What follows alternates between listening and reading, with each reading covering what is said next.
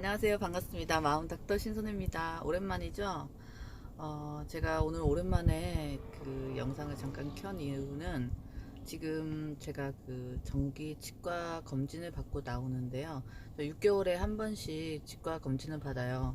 원래 우리가 그 다른 병원보다 치과를 좀 더 두려워하잖아요. 그래서 저는 저 역시 마찬가지라 특히 치과 같은 경우는 정기 검진일을 놓치지 않고 가려고 합니다. 그런데 제가 치과를 다녀 나오면서 든 생각이 있어서 잠깐 켰습니다. 카메라를 켰어요. 무슨 생각이냐면 얼마 전에 그 청소년 아이들 집단 상담을 했었거든요. 근데 요즘에는 그 학교에서 뭐죠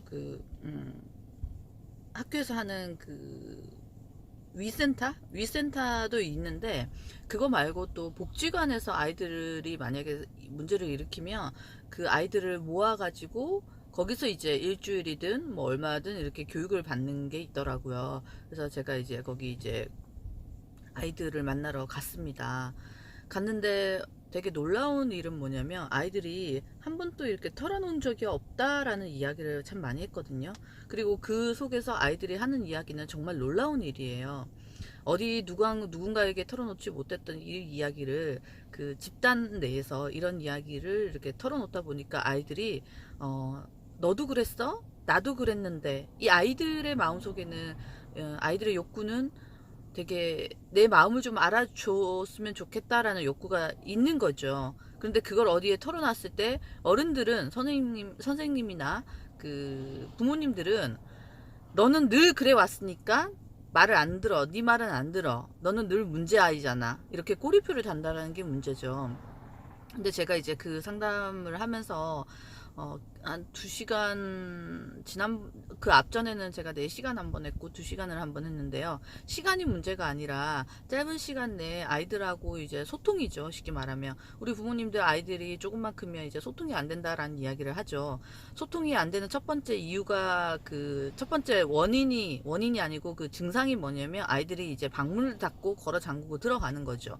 근데 부모님 입장에서는 한 번도 그러지 않던 아이가 갑자기 어느 날 방문을 닫고 들어가게 되면 부모님 입장에서는 어떤 생각을 하냐면 이놈 자식이 이제 나랑 담을 쌓기 시작을 했나? 이러면서 부모님 마음 한켠에는 되게 좀 철렁한 마음을 느낄 수도 있어요.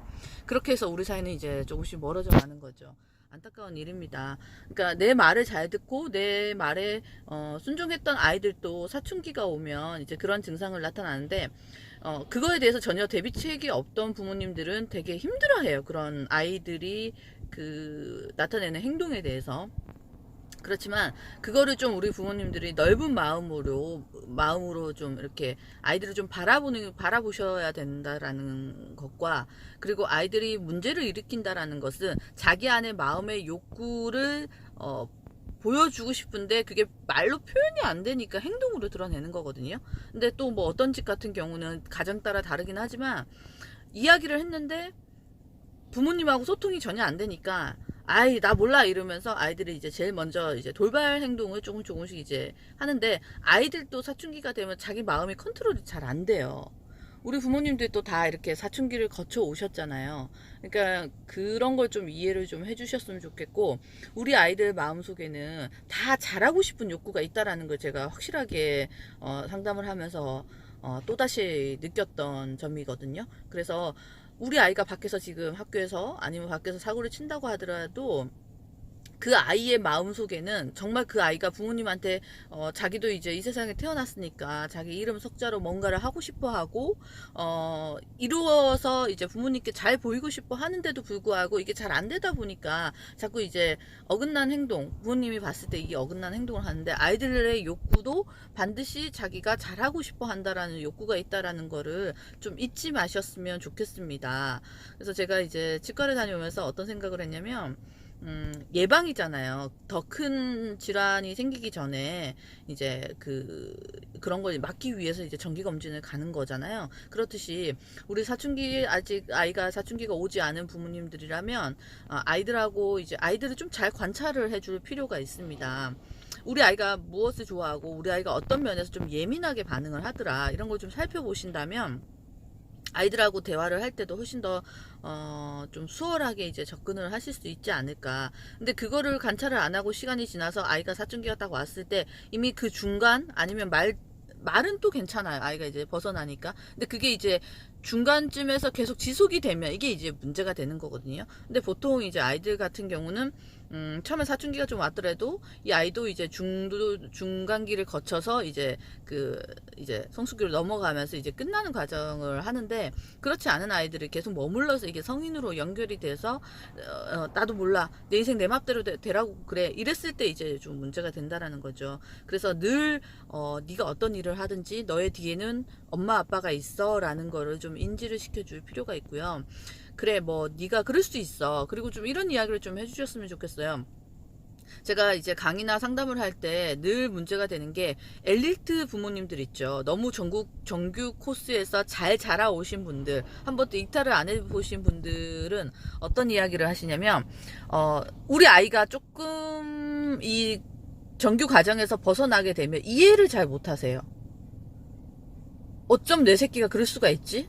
이 배신감부터 먼저 느끼시더라고요. 근데 그럴 수 있어요. 그렇지만 우리 아이가 내 뱃속에서 태어났다고 하지만 그게 다 나하고는 똑같지는 않다라는 거 좀 인정을 해주셔야 될 필요가 있고요. 그런 아이들을 좀 용기 있게 바라봐 주시는 거. 이 아이는 분명히 하나의 인격체로 좀 바라봐 주시면서 우리 아이가 그럴 수 있어. 그리고 우리 아이한테 좀 용기 내서 해줄 이야기는, 엄마도 아빠도 그런 사춘기를 겪고 왔고, 그런 사춘기를 겪으면서 그런 느낌을 충분히 이해해. 네 마음을 충분히 이해해. 라는 이야기를 좀 해주셨으면 좋겠어요. 그리고 만약에 사춘기를 너무 스무스하게 문제없이 보내신 부모님들이라면 조금 아이들한테 그런 선의의 거짓말, 착한 하얀 거짓말, 뭐 착한 거짓말이라고 하죠. 예, 이런 거를 좀 해서, 그래 네 마음 충분히 이해해. 엄마 아빠도 그런 사춘기가 있었으니까 너 힘들면 언제든지 엄마 아빠한테 SOS를 쳐주면 엄마 아빠는 항상 너의 뒤에 있어 라고 이야기를 해주면 아이들은 그거에 굉장히 심리적 위안을 받는 거거든요.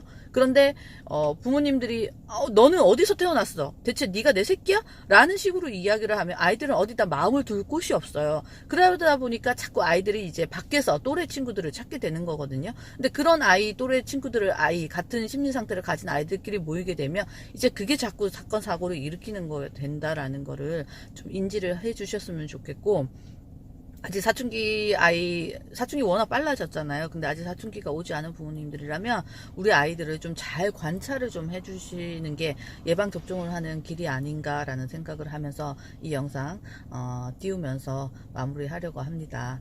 예, 다음에 또 좋은 이야기로 찾아뵙도록 하겠습니다. 오늘 하루도 좋은 하루 되세요. 바이.